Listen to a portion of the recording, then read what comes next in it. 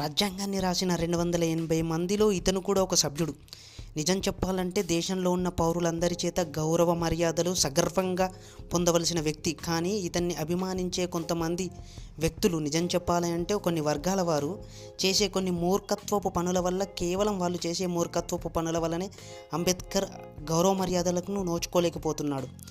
అంటే దేశంలో ఏదైనా ఒక పౌరుడు చదువుకున్న, ఉద్యోగం పొందిన, కూర్చున్నా, పడుకున్నా, లేచినా, బాత్రూమ్ వెళ్ళి కడుక్కున్నా, కడుక్కోకపోయినా ప్రతిదానికి అంబేద్కరే కారణం అని చెప్పేసి వీళ్ళు అవసరం లేని ప్రతి విషయంలోనూ అంబేద్కర్ను దురుస్తున్నారు.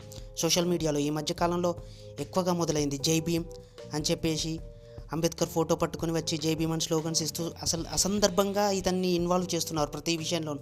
దీని ద్వారా చాలామందికి కూడా ఒక రకమైన హేట్ అనేది మొదలైపోతుంది జనాల్లో కూడా. ఎవర్రా వీడిని ఎందుకు ఇన్వాల్వ్ చేస్తున్నారు ప్రతి విషయంలో అని చెప్పి. అలాగే రాజ్యాంగం రాకముందు చదువుకోలేరా, ఉద్యోగం పొందలేరా అంటే పొందిన వాళ్ళు కూడా ఉన్నారు. రాజ్యాంగం తర్వాతనే చదువు మొదలవ్వలేదు ఇండియాలో. అంతెందుకు, అంబేద్కరే విదేశాలకు వెళ్ళి 32 డిగ్రీలు చేశాడు ఒక దళితుడు అయ్యుండి కూడా.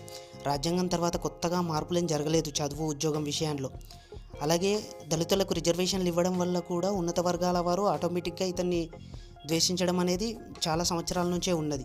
కానీ ఈ మధ్యకాలంలో ఇతను ఎవరైతే అభిమానులు ఉన్నారో ఇతనికి, కొన్ని వర్గాల వారు, అభిమానులు కూడా కాదు, వాళ్ళ వర్గాల వారే, ఆ వర్గాల వాళ్ళు చేస్తున్న మూర్ఖపు పనుల వల్ల అనవసరంగా విమర్శించాల్సి వస్తుంది. ఇలాంటి కొన్ని విషయాలన్నిటితో కలిపి ఒక పెద్ద వీడియో చేద్దాం అనుకుంటున్నాను. మీరు కామెంట్ రూపంలో నాకు సహాయం చేస్తే, సపోర్ట్ చేస్తే